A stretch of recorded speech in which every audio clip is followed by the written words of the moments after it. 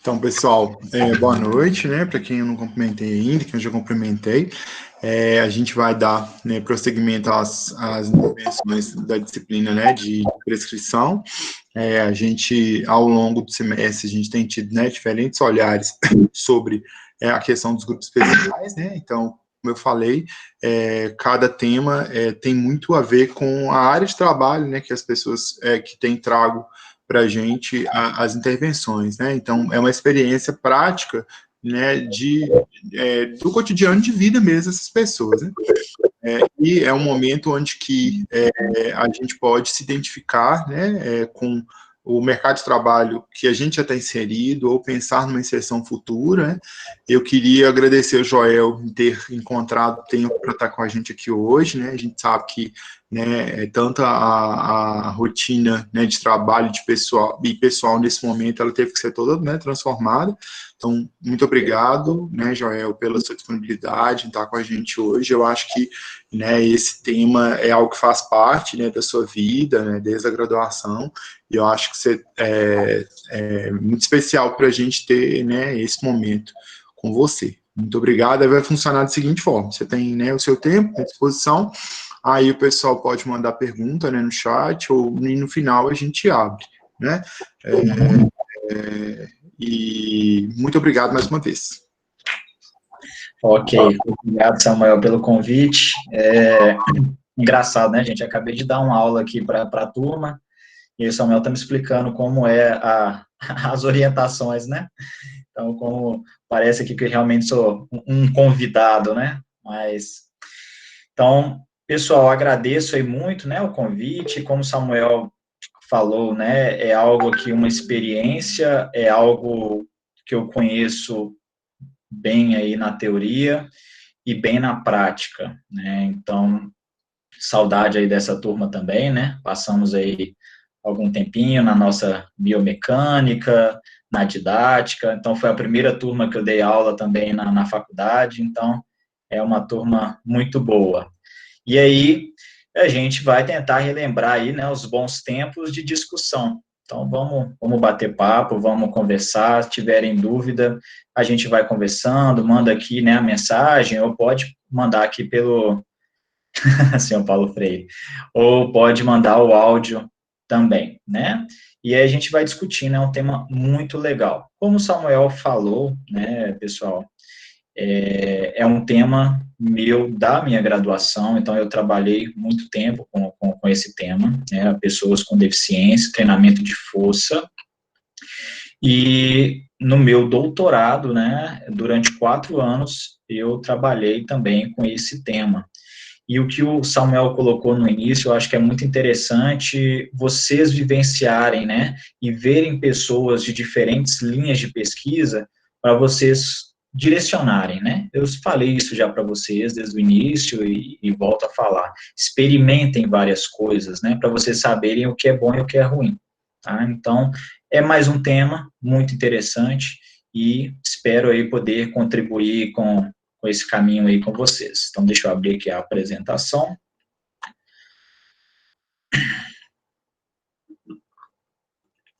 eu abrir aqui.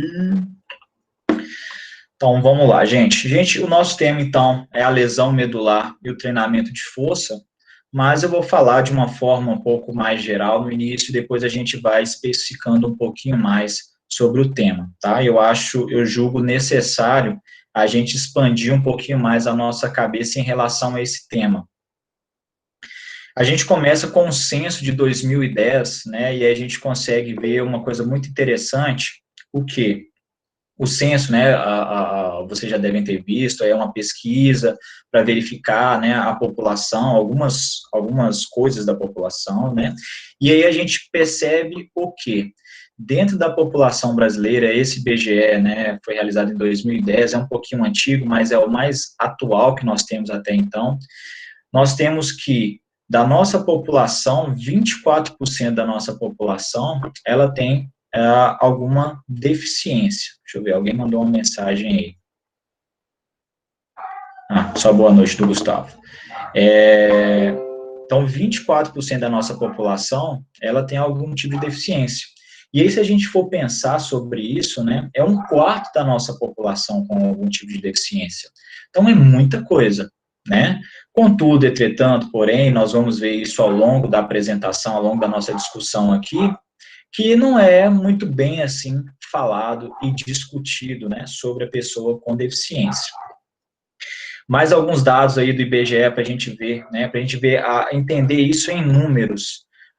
Pessoas com deficiência no Brasil, grau de dificuldade, né, então, assim, pessoas com muita dificuldade, né, 4 milhões de pessoas, pessoas com deficiência grande, né, 10 milhões, e pessoas com alguma deficiência. Então, percebam, né, a gente tem em torno aí de 45 milhões de pessoas, mais ou menos, aí com algum tipo de deficiência no Brasil.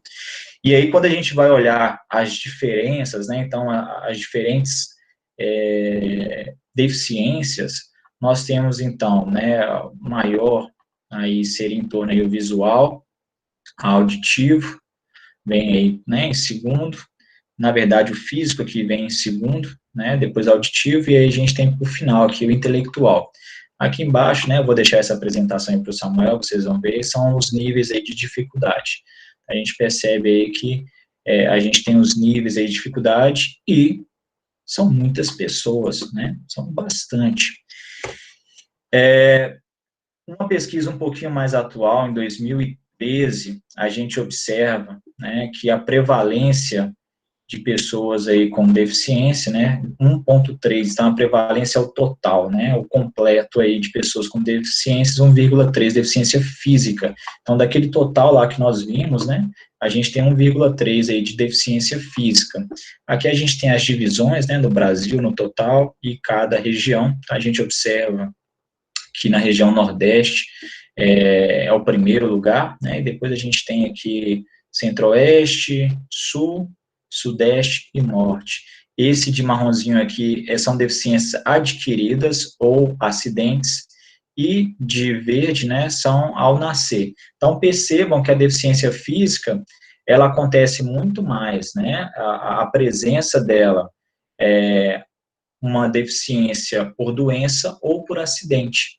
E aí, essa pessoa, né, ela vai ter um processo um pouquinho mais complicado, porque é uma pessoa na fase adulta, que vai sofrer um acidente, ela vai ter que se readequar, e aí você, enquanto profissional de educação física, né, teoricamente, você deveria estar preparado para auxiliar essa pessoa, né? Então, percebam que é um número muito alto que nós temos aí de pessoas com algum tipo de deficiência física. E aí um dado que me chamou a atenção, que 18% dessa população frequentava algum serviço de reabilitação. Então, cadê o restante, né? 80% está onde? Né, essas pessoas estão paradas, ou elas não têm acesso a um serviço de reabilitação, ou não existe interesse, né, nesse tipo de trabalho. Então, a gente tem que começar a olhar esses números com um olhar um pouco mais crítico, né, em relação a isso. E aí eu faço, já começando, né, eu já faço aí uma provocação para vocês. Esse público, ele deveria ser discutido como um público especial, né, de atividades especiais, dentro dos públicos especiais, né, talvez não, né, é um quarto da nossa população. Então, é uma quantidade, é um número muito alto para a gente considerar esse grupo como sendo um grupos especiais.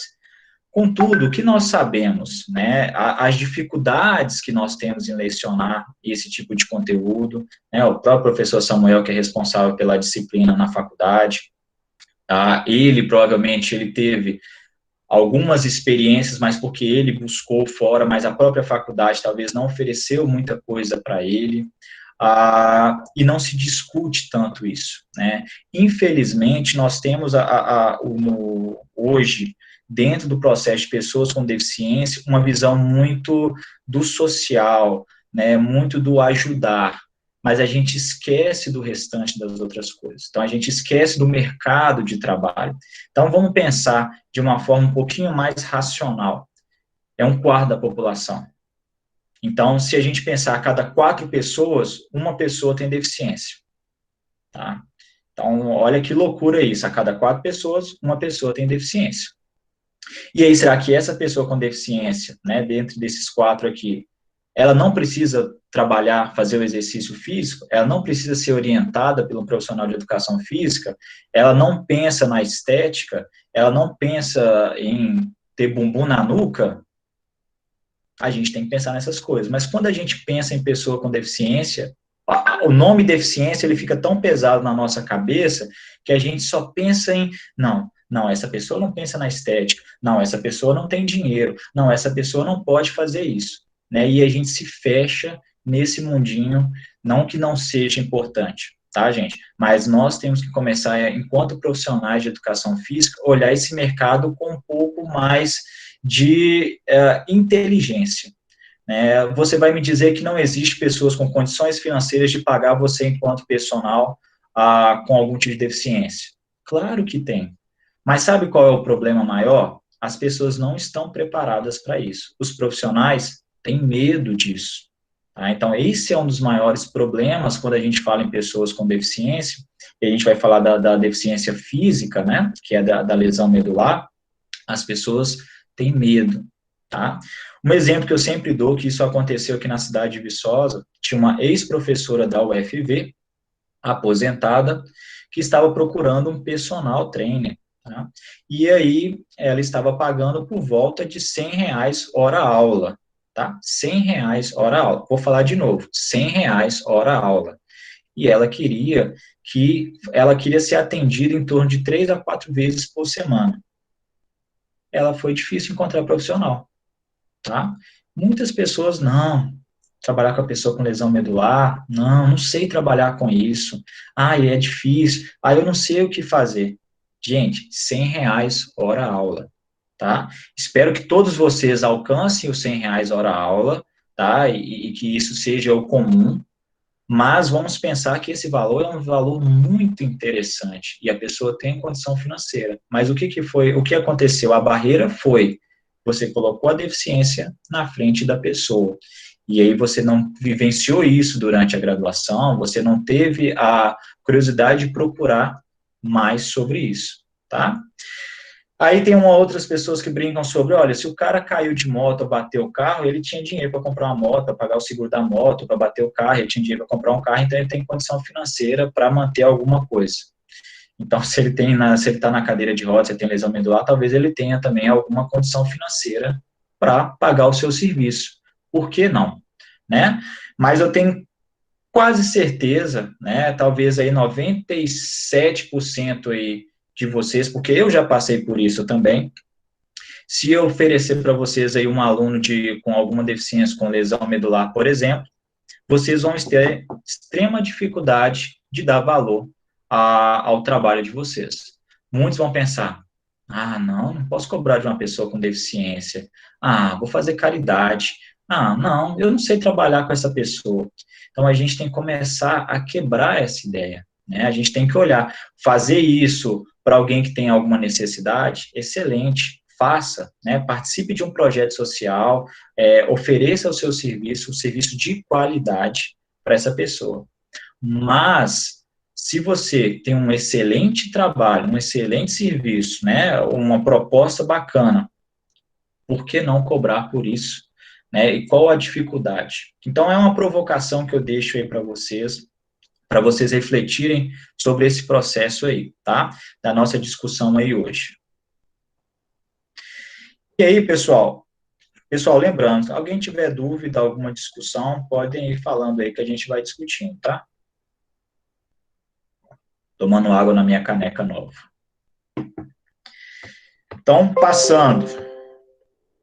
Quando a gente fala, então, sobre exercício físico para uma pessoa com deficiência, né, a gente já pensa na causa-efeito. O que é causa-efeito? É a maioria dos trabalhos que são realizados hoje na literatura, a maioria, quando a gente pensa que o indivíduo com lesão medular, o indivíduo com deficiência, ele precisa fazer o exercício para curar a deficiência, ou para curar algum problema. Então, a gente traça uma linha reta entre o padrão fisiológico, né? Então, o indivíduo precisa da fisiologia. Tanto é, né, que nós temos essa paranoia do nosso curso, eu já falei isso com vocês, né, que a gente coloca as fisiologias como sendo as disciplinas mais importantes que nós temos no curso de educação física, porque são as mais difíceis, que a gente passa mais aperto e tal. Mas nós temos várias disciplinas que elas unem aí o nosso curso, né? Então, a fisiologia ela é extremamente importante? Mas nós temos que entender que o exercício físico ele é muito mais do que isso. Então, a gente tem que entender o exercício físico como lazer, como bem-estar, e também como uma parte social e psicológica. Então, a gente, quando vai pensar no exercício físico para uma pessoa com deficiência, ou não precisa ter deficiência para isso também, a gente tem que tentar elencar todos esses tópicos aí, para a gente pensar nesse indivíduo. E aí, quando a gente entra nessa questão do exercício, né, não tem como a gente fugir, a gente está falando sobre treinamento de força, a gente falar sobre o treinamento funcional, né? Afinal de contas, o treinamento de força é qualquer coisa que seja resistida que você faça ali uma contração muscular, tá?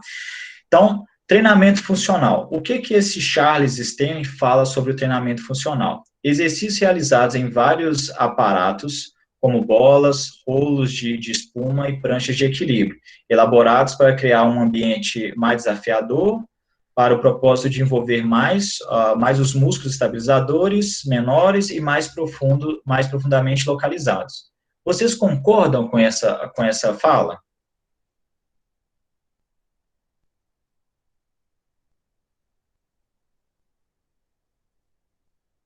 Para mim, não só isso, como também atividade que traga funcionalidade, como o próprio nome diz, treinamento funcional, que traga funcionalidade para a pessoa. Boa, Wallace. É isso aí, tá, gente? Não só isso, porque hoje a gente tem muito essa ideia do treinamento funcional, eu já falei isso, né, várias vezes, a gente joga um monte de pratinho, bola, fica aquela coisa coloridinha, né, os blogueiros gostam disso, e aí você coloca o indivíduo para pular, para saltar, para fazer um monte de coisa e não tem um objetivo. Então, a ideia, né, é você cortar isso aí. Esse Michael Bower, ele fala muito bem sobre treinamento funcional e fala o seguinte: treinamento funcional pode, portanto, ser descrito como um treinamento com um propósito. Então, a partir do momento que você tem um objetivo para aquele treinamento, que você entende o seu indivíduo, você entende o que aquele indivíduo espera do seu treinamento, esse treinamento ele se torna um treinamento funcional. Tá? Então, treinamento funcional, professor, não é jogar um monte de pratinho, não. Não, pode ser, né?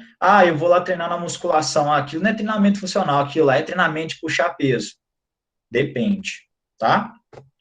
E aí eu venho um questionamento. O que é funcionalidade? Né? Alguém sabe me falar o que é funcionalidade? É você ter movimentos funcionais.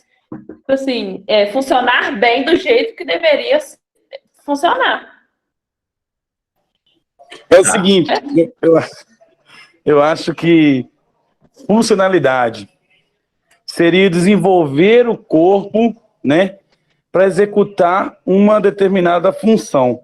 Eu acho que seria isso. Um movimento perfeito para executar aquela função. Aí depende muito da função que aquela pessoa quer. Vamos supor, se é um atleta... Mas existe movimento perfeito? Não, mas o mais próximo de perfeito possível. Eu acredito que sejam exercícios que ajudem no dia a dia, que ajudem você a realizar atividades do seu dia a dia, atividades diárias. Eu acho que funcionalidade é servir para alguma coisa, porque se não serve para alguma coisa, não é funcional. Boa. Michelle, quer falar alguma coisa? Não, fechou. Seria assim, isso mesmo. Ser funcional para determinada função. Repetindo, mas é isso mesmo. Fazer sentido para aquela função. Não adianta eu ensinar, deixa eu ver um exemplo aqui, alguém sacar, um jogador sacar, sendo que não é jogador de vôlei, ele é, entendeu? Os fundamentos, não adianta eu tentar colocar um fundamento do futebol, do vôlei, assim, ser funcional para aquela atividade. Sim, é muito individual, né? Individual, depende do aluno.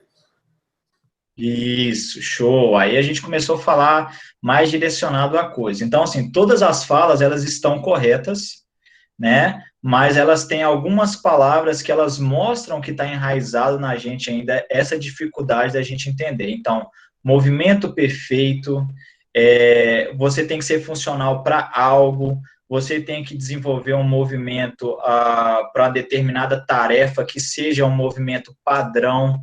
Então, todas essas coisas, movimento perfeito, movimento padrão, movimento para atividade de vida diária, elas estão corretas? Estão. Mas, ao mesmo tempo, elas têm controvérsias, porque você espera um movimento perfeito, que alguém falou, né? Não existe movimento perfeito.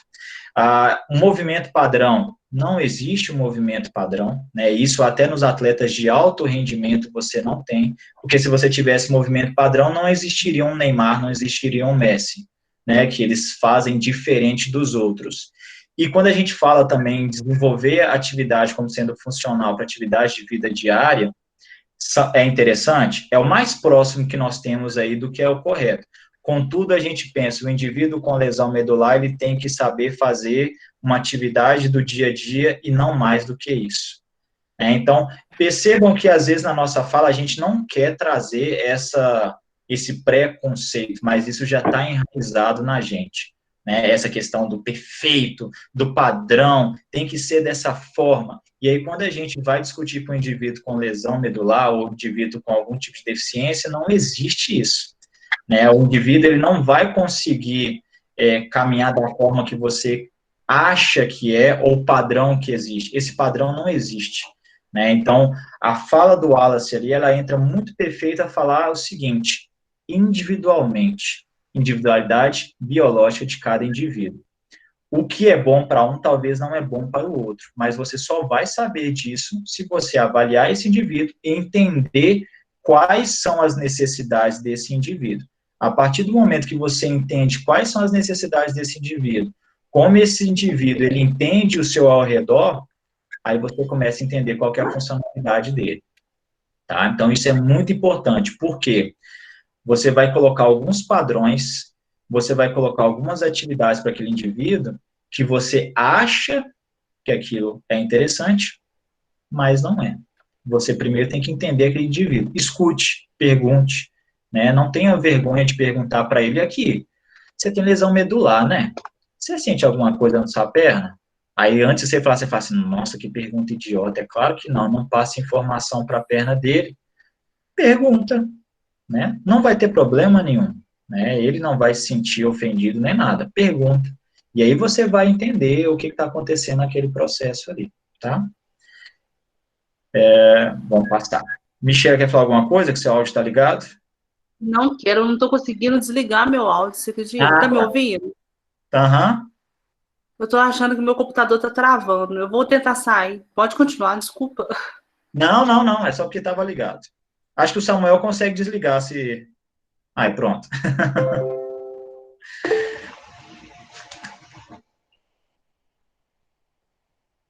Beleza, vamos continuar então. Então, pessoal, a funcionalidade é isso. Entende que às vezes a gente quer colocar um padrão que a gente acha que é o melhor, mas primeiro a gente tem que conhecer o indivíduo, né? Quem é ele? E aí vem, né, uma outra pergunta para vocês, uma outra polêmica. Hoje eu estou daquele jeito, né? Todo treinamento é funcional? Não. Estou conseguindo. Aqui. Não é porque não é.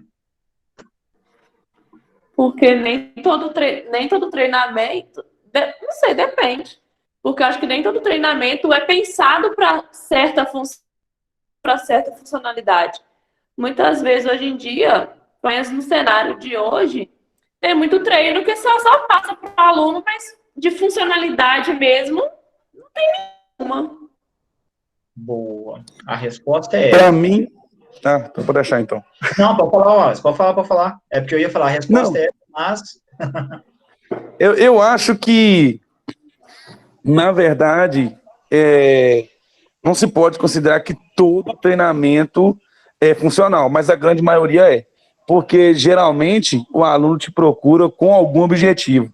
Não chega nenhum aluno lá e você pergunta a ele na avaliação, qual o seu objetivo? Ele fala com você, não sei. Entendeu?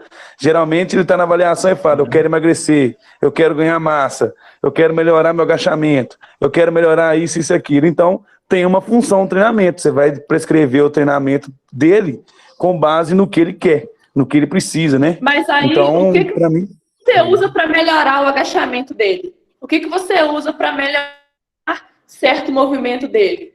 Porque muitas vezes você fala assim, eu quero emagrecer, quero melhorar o agachamento. Quando a gente vai lá, passa 3 de 15. Ou então passa um exercício que tipo, não tem nada a ver. Isso não é ser funcional. Se ele, se ele te procurou com o objetivo de melhorar algum movimento, melhorar dor, melhorar alguma coisa, você tem que focar naquilo. E não passar um exercício automático. Vai lá, outra pessoa. Mas vocês concordam comigo que para ele chegar onde você está querendo, Lara, ele tem que passar por todos os procedimentos anteriores? Não é simplesmente só chegar lá e fazer aquilo que você quer que ele faça? Você tem que saber o que ele quer, ué.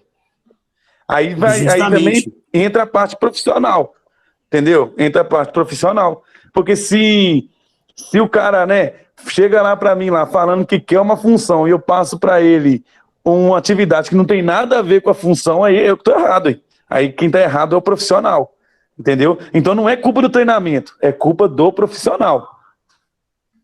E todo treinamento tem um degrau de evolução, né?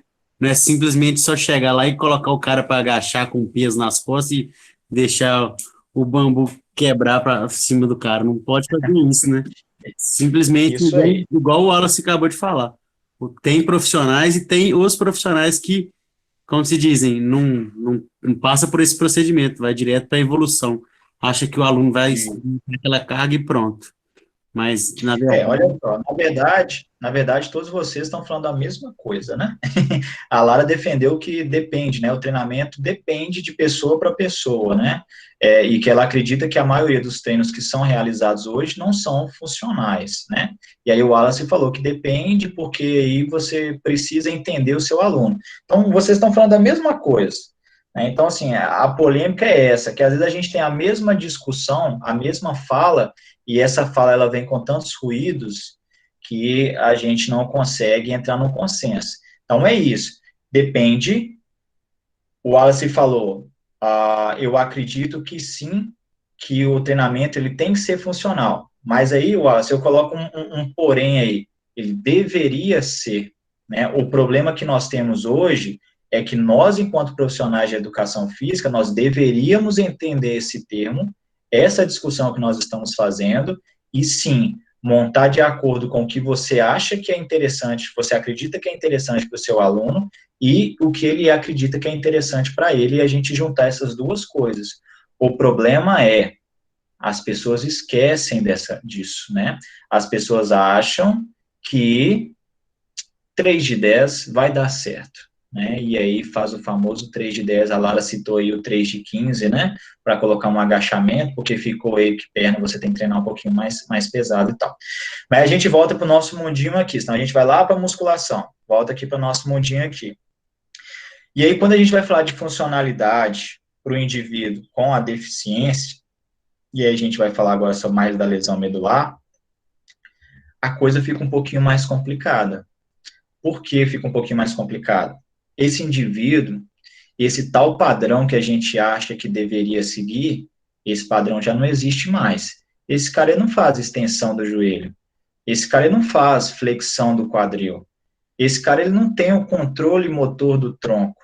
O core que vocês aprendem bonitinho, que a gente tem que treinar o core para manter, né, o equilíbrio, esse cara ele não consegue ativar o core porque a lesão dele foi uma lesão alta. E aí, José, como que você faz?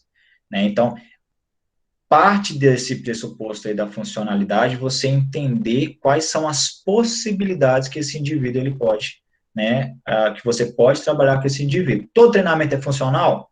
Depende. Não é todo treinamento é funcional, mas deveria ser funcional. A partir do momento que você tem um objetivo, então você vai ver lá um atleta de alto rendimento fazendo um treino pesadão.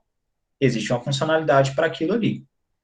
Você vai ver um indivíduo com lesão medular fazendo um treinamento X. existe uma funcionalidade, desde que aquilo seja pensado, elaborado. O que não pode acontecer é você chegar com o indivíduo e olhar para ele com a lesão medular e falar assim, acho que ele precisa treinar isso, 3 de 10, rosca bíceps, tríceps francês, e bora ali para a máquina ali para você fazer um exercício. Acabou. Né? E aí você não entendeu quais são as necessidades desse indivíduo. Então, quando a gente trabalha com esse público, a gente começa a entender as dificuldades e a beleza que tem o corpo humano também, né? Porque a gente começa a entender as outras pessoas sem deficiência e você fala, esse tal padrão não existe. Então, a gente polêmica mesmo para puxar vocês aí para a nossa discussão. E aí tem, né, a deficiência física. Olha o termo aí da deficiência física, limitação do funcionamento físico-motor de um ser humano. Contudo, o termo certo para a gente pensar nisso, isso aqui é um termo muito preconceituoso, muito fraco, né, que você entender que a deficiência física é uma limitação do funcionamento motor, a gente tem que entender que é um conceito em evolução, um resultado de interação entre a pessoa, a deficiência, as barreiras comportamentais e o ambiente que impede a participação integral na sociedade de forma igualitária. E aí, quando a gente pensa nesse termo, a gente fala, isso faz sentido. Se aquele ambiente que a pessoa vive ou convive, ela não oferece, né, de forma igualitária, né, a forma dela se locomover, as oportunidades, aquele ambiente, ele se mostra deficiente para aquela pessoa. Tá? Então, a gente começa a entender que a deficiência não vem do indivíduo. A deficiência está relacionada com muito mais coisas ao redor dela. Né? Se a gente for pensar em várias questões, a própria cidade de Ponte Nova, né? A gente pensa, por exemplo, em entrar na nossa faculdade, na FUPAC. Quanta dificuldade o aluno terá se, por exemplo, ele tivesse um aluno com lesão medular para chegar às salas de aula? Ele teria que enfrentar uma rampa, ele teria que enfrentar, com certeza, um degrau, e ele teria um pouco mais de dificuldade para locomover lá dentro. Né? Então, a deficiência vem dele? Sim, ele tem algumas dificuldades ali, mas o ambiente se mostra deficiente para ele. Tá? Então, a gente começa a entender um pouquinho mais essas relações, que a gente, querendo ou não, a gente começa a culpar esse indivíduo, né? Fala, a pessoa está com dificuldade, aí começa a entrar aquela sensação de que eu vou ter dó, e isso não pode ter, né? Você tem que entender isso, você tem que explorar aí a funcionalidade e o melhor ponto que essa pessoa pode alcançar. E aí, pessoal, a gente entra nisso aqui, a atuação do profissional de educação física com pessoas com deficiência física. A gente tem que tomar muito cuidado com isso, muito cuidado. Porque nós vamos ter que a fisioterapia é um processo, a gente fala da deficiência física, né? É aquele indivíduo ali que sofreu, às vezes, um acidente, ele vai passar por um processo ali da fisioterapia, então, aquele primeiro momento é com cada fisioterapia. Você, educador físico, você não vai entrar naquele processo. Depois ele começa naquele processo ali de reabilitação, e aí você vai passar para a parte de treinamento. O indivíduo precisa fazer um exercício físico, né? E como todos nós, isso é necessário do ser humano. O movimento, ele está inserido na gente. E aí a gente tem que saber muito bem isso aqui, né? A gente está aqui dentro, e a gente pode trabalhar no finalzinho desse processo aqui de reabilitação, a gente pode estar inserido. Aí basta a gente entender, será que a gente está preparado para participar aqui dentro? Porque aqui a gente deveria estar 100%, mas poucos estão. Né? E aí a gente tem que entender esses processos aqui, entender o indivíduo e as limitações, as dificuldades, a especificidade do grupo, né, para a gente conseguir entrar aqui. Bom, aí eu venho falando aqui para vocês algumas definições e classificações sobre a lesão medular. Né? Eu acho que eu já até citei em algum momento, durante alguma outra disciplina, mas a lesão medular é qualquer trauma que danifique as estruturas cotidianas do canal medular, alterações ou perdas motoras ou sensoriais, autonômicas, psicoativas, né, temporárias ou permanentes. Então, a gente tem ali algumas alterações, então, pode ter alterações motoras e sensoriais. Então, de forma geral, né, você tem uma lesão ali na coluna, e aí, a partir daquele ponto abaixo, você perde ali algumas funções motoras e sensoriais. A incidência, né, então, é o número de casos. Nós temos aí 10,5 casos por 100 mil, né, então, é um número alto aí, né, de pessoas aí com lesão medular.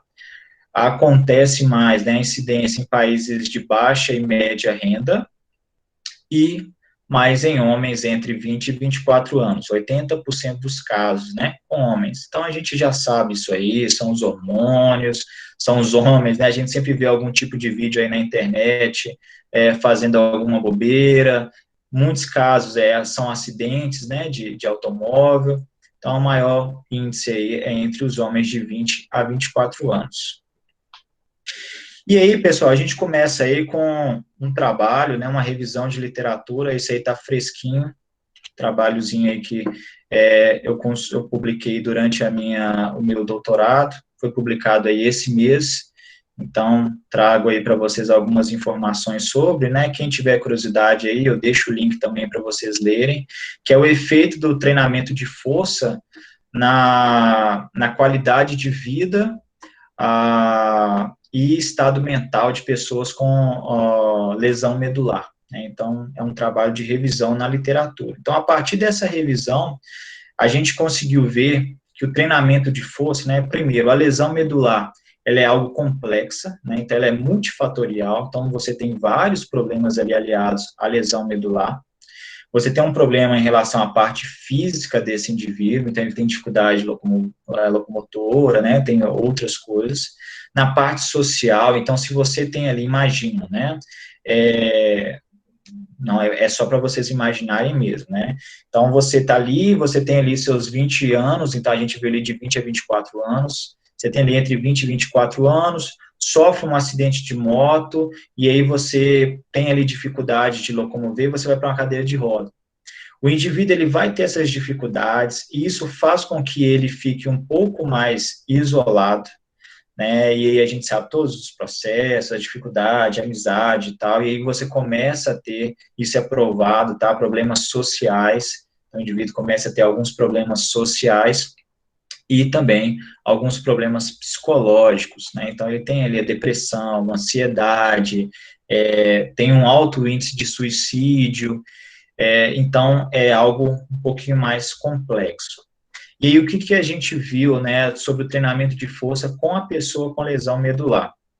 Que o treinamento de força, ele melhora a funcionalidade desse indivíduo, eu vou mostrar para vocês uns resultados ali que são bem interessantes, ele melhora a saúde mental desse indivíduo, então, são coisas muito novas, né, até então não acreditava-se que o treinamento de força ou exercício físico, ele tivesse algum efeito na parte mental.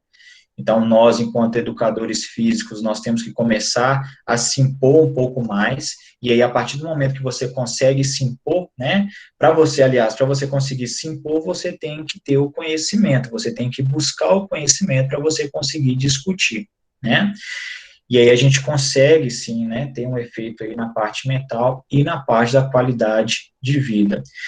Essa linha, pessoal, ela às vezes é um pouco complicada para nós, educadores físicos, trabalhar com a lesão medular, trabalhar um pouco com a pessoa com deficiência, porque está muito aliado ali com o médico, com o fisioterapeuta, que são pessoas que têm mais interesse na área, e aí são pessoas que estudam, né, e nós temos um pouco ainda de dificuldade de discutir ainda com essas linhas de pesquisa, né, de pessoas, e a gente fica muito escondido.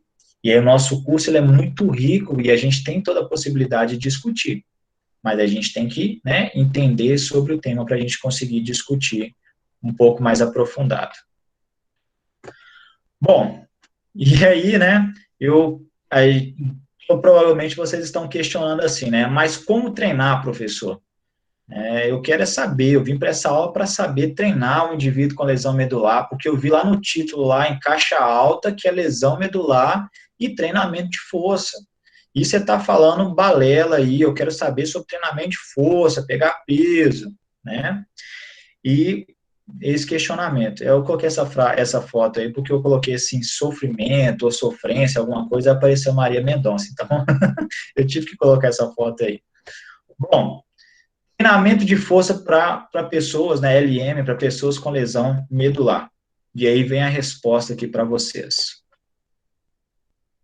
Pum. Não existe diferença do treinamento tradicional. Aí muita gente agora vai querer sair da aula e falar, pô, eu fiquei nessa aula, tem 40 minutos esperando a resposta e o Joel vem me dar essa resposta. Eu não estava esperando isso, eu queria a fórmula mágica para eu trabalhar, para daqui 2 meses que eu formar, eu começar a ganhar dinheiro com lesão medular. Pessoal, não tem fórmula mágica, tá? O treinamento de força para uma pessoa com lesão medular é o mesmo para uma pessoa sem deficiência.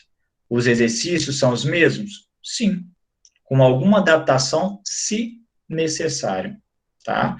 O grande problema é que a gente acha que, ai meu Deus, a pessoa tem lesão medular e agora eu não sei passar exercício para essa pessoa. Aí eu questiono, essa pessoa não tem 2 braços? Tem. Ela consegue fazer flexão do cotovelo? Consegue. Ela tem um músculo peitoral? Tem. Ela consegue fazer o movimento para ativar o peitoral? Consegue. Qual que é a dificuldade? O problema é que a gente enxerga a deficiência e esquece o restante. O que nós temos que entender para fazer o treinamento de força para a pessoa com lesão medular? A gente tem que entender esses conceitos, esses pontos, né, essas especificidades da pessoa com lesão medular. Então, tem várias especificidades, né, elas têm dificuldade no retorno venoso, elas têm perda de massa óssea. Então, se você tem perda de massa óssea, você tem que tomar cuidado para você não causar uma lesão nesse indivíduo. Ela tem perda da massa muscular, porque a partir do momento que você lesionou, né, abaixo daquele nível, você não tem mais contração muscular. Se você não tem contração muscular, você vai perder a massa muscular e vai perder a massa óssea. E esse indivíduo, ele provavelmente, né, em alguns casos aí, ele vai estar com algum problema psicológico, algum problema aí social. E você, enquanto educador, você tem que entender essas especificidades para você montar o treino desse indivíduo, tá? Então, a gente tem que entender sobre esses conceitos. E aí a gente começa a ver, e aí eu acho, assim, essa área que ela é muito interessante, ela me ensinou muito a trabalhar com pessoas sem deficiência, porque você começa a perceber que o nosso curso, o curso de Educação Física, desde a didática, que a gente discutiu lá no inicinho, desde a da didática, a fisiologia, ao treinamento de força, ao treinamento, a essa disciplina de toques especiais aqui, tudo isso faz sentido, né? Você pega isso e coloca em tópicos e organiza e fala, agora eu consigo montar, né? Então, não adianta aquela palavra, um bom licenciado é um excelente bacharel, um bom bacharel é um excelente licenciado. Uma coisa não existe divisão da outra, né? Não adianta falar, eu sou excelente bacharel. A gente tem que saber unir esses conceitos, tá? E aí, eu faço aí, né, mais uma provocação para vocês para sair dessa caixinha, tá? Sai dessa caixinha do padrão do movimento, sai dessa caixinha do movimento perfeito, sai dessa caixinha que a coisa tem que acontecer da forma como você viu que fulano de tal fez. Não, tá? Cada pessoa tem uma individualidade, e aí você tem que trabalhar isso, e você tem que conhecer essa pessoa para você conseguir montar o treinamento dela. E aí eu pergunto para vocês, essa turma aí nem vai ter muita graça, que eu já discuti isso aí com vocês na nossa cinesiologia, né? Mas espero que vocês estejam lembrando. Preciso trabalhar peitoral com o indivíduo na cadeira de roda, né? Vamos pensar um pouquinho. Só que esse indivíduo está sentado. Eu não posso tirar esse indivíduo da cadeira de roda. Como que eu vou treinar o músculo peitoral com esse indivíduo?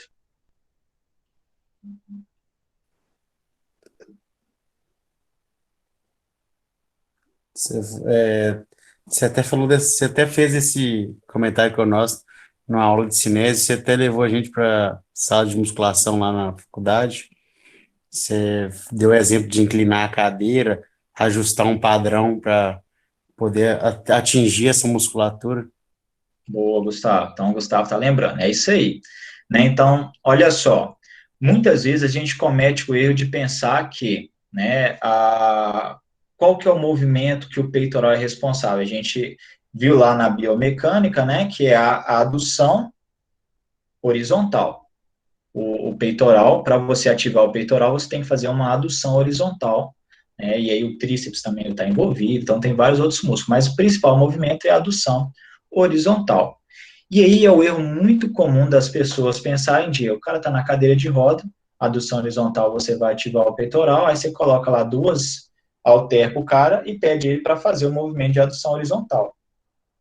Nós vimos que existe uma tal da força da gravidade que ela está atuando, jogando, puxando o nosso corpo aqui para baixo. Se você está fazendo esse movimento sentado na cadeira de roda, você não está ativando o peitoral, vai estar ativando o ombro, deltoide, um pouquinho ali o peitoral está entrando, mas ele não entra forte. Então, você tem que entender que aí, se você inclina esse indivíduo, aí você começa a ativar, né, o peitoral desse indivíduo.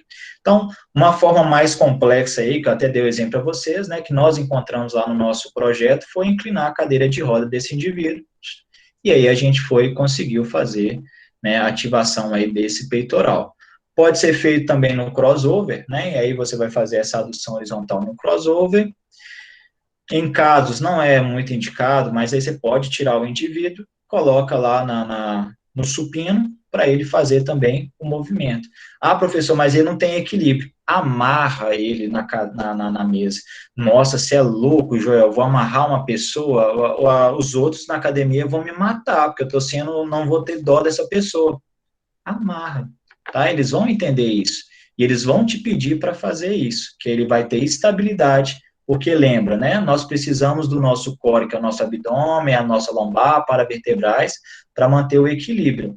Se você não tem esse músculo ativado, você não tem um equilíbrio. E aí, se você colocar o indivíduo deitado no supino, ele vai cair. Então, você precisa, amarra ele lá na mesa de supino, ele vai conseguir fazer. Então, essas coisas, gente, de amarrar a pessoa, de pegar a pessoa no colo, colocar no chão, ou pedir para ela ir para o chão para fazer exercício no solo, não existe problema, tá? Eles não vão quebrar. A gente não precisa ter dó. Claro que você vai perguntar e vai perguntar para ele se ele já fez, e aí você vai ajudar ele nesse processo, né? Mas não precisa ter medo. Às vezes a gente tem medo, né? Vai pegar a pessoa com lesão medular e ele vai quebrar na minha mão. Isso não vai acontecer. Claro que você não vai pegar de qualquer jeito e vai... Pode falar, Steph. Onde eu trabalho, são até conhecidos meus, com 2 cadeirantes, e quando eles chegaram, na verdade chegou um primeiro, né? Quando eles chegaram, o medo de encostar, de ajudar, porque eles conseguem descer sozinhos e tal, mas tem um auxílio da gente, mas é muito pouco, sabe? Uhum. Mas qualquer coisinha era medo, dá peso, o medo era muito grande. Agora, tipo, já é tudo mais tranquilo e tal. Mas no começo é uma tensão, assim, com medo talvez de prejudicar, mas ainda a lesão dele e tal, mas depois vai passando. É por aí, né? A gente vai aprendendo ao longo do tempo como lidar, e muitas vezes, e eu aprendi, tá, gente? Li muitos livros, li muitos artigos, mas eu posso dizer para vocês, assim, que o meu conhecimento nessa área foi vivência. Foi perguntar para a pessoa, encostar na perna dela, perguntar se ela sentia alguma coisa, perguntar como era a função sexual dessa pessoa. Então, essas coisas a gente vai aprender na vivência, no dia a dia. E aí, a partir do momento que você conhece essas relações, essas especificidades, fica um pouquinho mais fácil, né? Se a gente não entende isso, a gente começa a ter esse medo mesmo, né? Ai, meu Deus, vai quebrar. Aí você olha lá, eu tinha um aluno que ele... Quantos quilos? Eu acho que era 15 quilos de cada lado no rosca bíceps. Não, mentira, não era isso tudo, não. Era 14 quilos de cada lado no rosca bíceps. Tem alguém aí que faz 14 quilos de cada lado no rosca bíceps? Deve ter um ou outro aí que faz, né? Aí você fala, esse indivíduo ele é um coitadinho, fraquinho, 14 quilos de cada lado no rosca bíceps. Então, a gente tem que observar, ver a funcionalidade desse indivíduo e entender que ele tem ali uma capacidade. E só uma fala engraçada, né, da Stephanie aí, é que mesmo ela, né, trabalhando com o indivíduo, a gente ainda tem um pouco de dificuldade de dar pronome, né, à pessoa. Então, qual foi a primeira coisa que ela falou? Eu trabalho com 2 cadeirantes. Então, a gente vai primeiro, né, em falar da pessoa, da deficiência, da cadeira de rodas, em vez de falar o nome, eu falar que lá na minha academia eu tenho 2 alunos que, né, que têm lesão medular, alguma coisa do tipo. Então, assim, até a gente que já trabalha na área, né, que já conhece pessoas, a nossa fala, às vezes, vem com esse pouco, assim, né, esse conceito. Então, isso é muito interessante.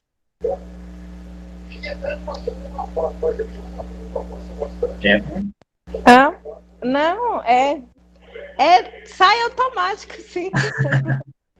Isso aí, sai automático, né? E a gente tem que cuidar com essa ideia, né? Eu trabalho com 2 cadeirantes. Opa, peraí, esse cadeirante não tem nome, não? Mas é automático mesmo. E a gente tem que policiar sobre isso aí. Então, passando, gente, senão o Samuel daqui a pouco me bate. Então, vamos falar um pouquinho mais sobre o assunto, né? Mais um trabalhinho aí.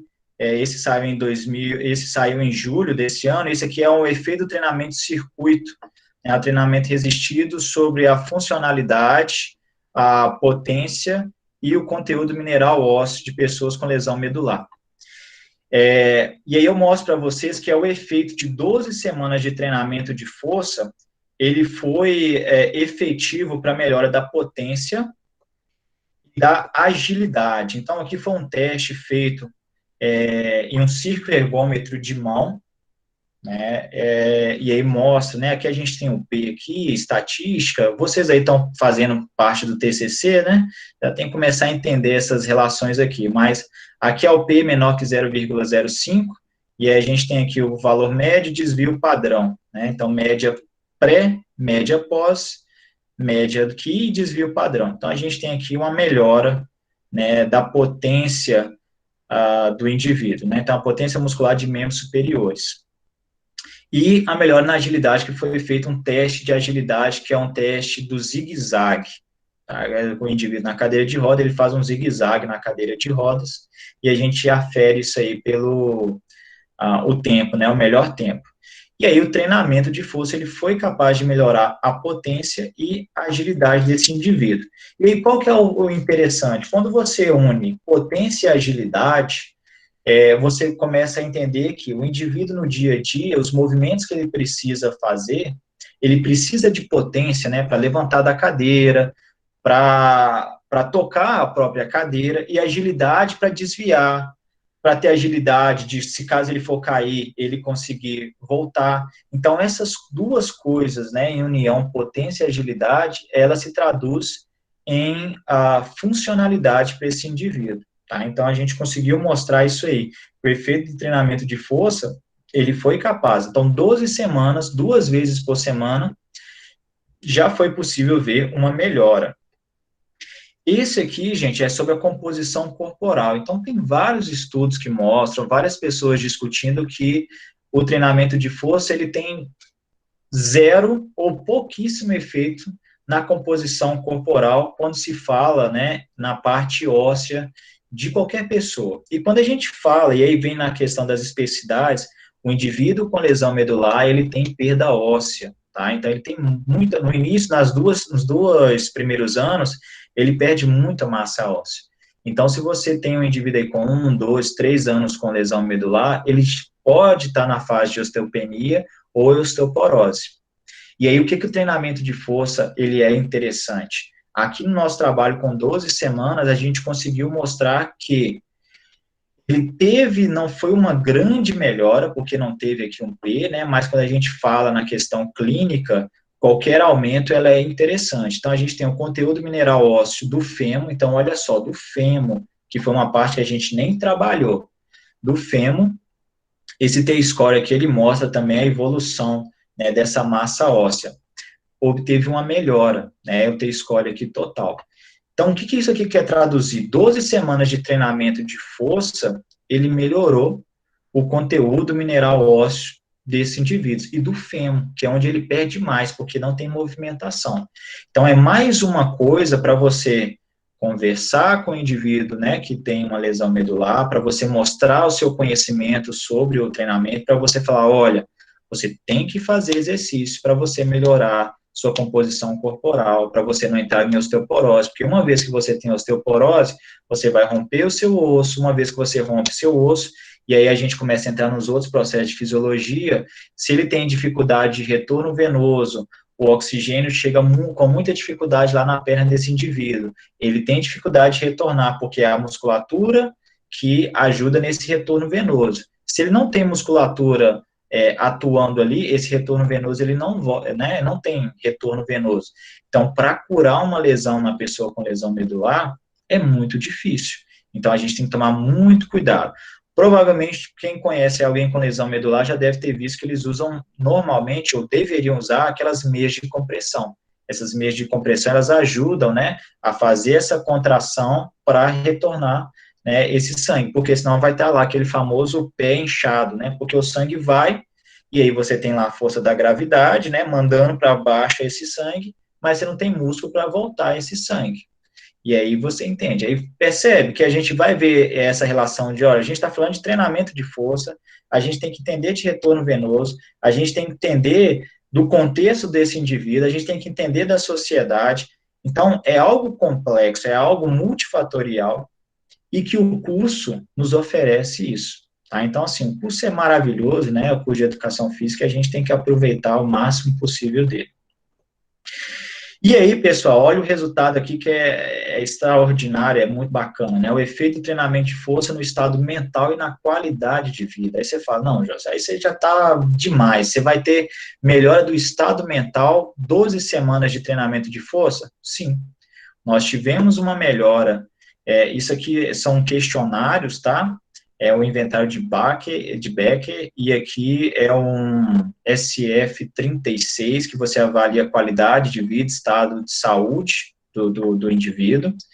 Então, esse estado mental aqui, a gente avalia depressão, ansiedade e transtorno mental. Então, nós tivemos melhora, né? Então, olha, de 10,25 para 5, então, quando tem redução é melhor. De 14 para 4 e de 1,5 para 1. Então, a gente conseguiu melhorar traços de depressão, traços de ansiedade, traços de transtorno mental nesses indivíduos com 12 semanas de treinamento.